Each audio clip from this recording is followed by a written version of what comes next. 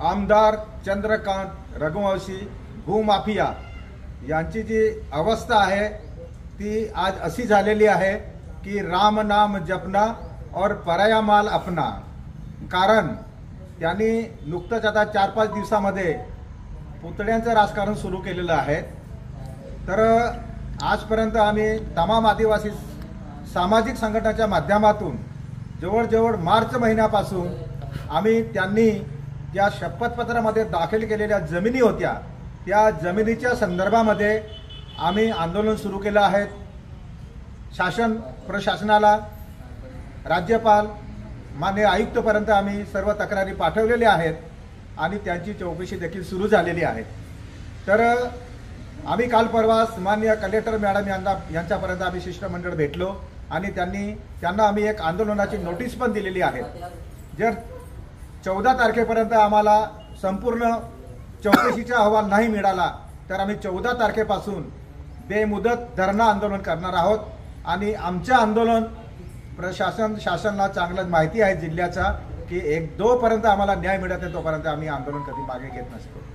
तर या जनतेला जे चंद्रकांत रघुवंशी जे भूमाफिया जनतेला मूर्ख बनवत आहेत ते यासाठी मूर्ख बनवत आहे की त्यांच्या विरोधामध्ये ज्या जमिनीच्या चौकशी सुरू आहेत आणि ते एवढे गंभीर आहे की आम्ही आतापर्यंत त्यांच्या विरोधामध्ये शहादा बंद केला असेल, त्यांना काळे झेंडे दाखवले असतील, परंतु त्याने त्या जमिनीच्या संदर्भामध्ये फक्त त्या ठिकाणी त्याने भाषण केलं होतं की 1 to 1 भेटून आपण चर्चा करू।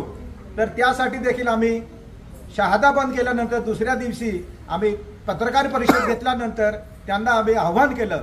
पत्रकारांनी त्यांना फोन केला की भैयासाहेब सामाजिक संघटना इथे जमलेल्या आहेत आणि ती 1 to 1 संदर्भात चर्चा करणार आहेत, परंतु ते त्या ठिकाणी आले नाहीत। म्हणजे आजपर्यंत आम्हाला असं वाटत होतं की खरंच चंद्रकांत रघुवंशी बोलतात तसं वागतात, परंतु त्या पद्धतीची ते आमच्या मनामध्ये जे होतं ते पूर्ण हवेमध्ये निघून गेलेलं आहे।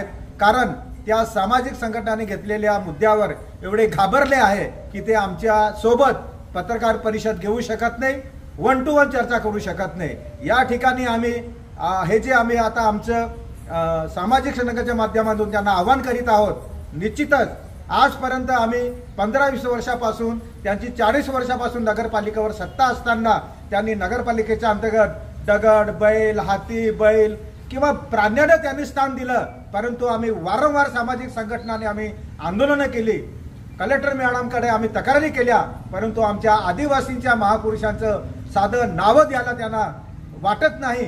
परंतु येणाऱ्या त्यांच्या विरोधात जे आम्ही आंदोलन सुरू केलेलं आहे त्या आंदोलनापासून लोकांना सहानुभूती मिळवणे आणि ते आंदोलन डायव्हर्ट करण्यासाठीच ते पुतळ्याचं आज राजकारण करत आहेत। निश्चितच त्यांच्यामध्ये दम असेल आणि हिंमत असेल तर 187 गट नंबर आहे, ती 26 एकर जमीन आहे, त्याच्यामध्ये हिंमत असेल, खरंच तुम्ही रामभक्त असेल त्या ठिकाणी भव्य दिव्य रामाची मूर्ती बसवावी आणि त्याच्या बाजूला आमच्या सबरी मातेची देखील मूर्ती बसावी। या ठिकाणी आम्ही तुम्हाला हे आव्हान करीत आहोत। धन्यवाद। जय भारत, जय संविधान, जय संविधान।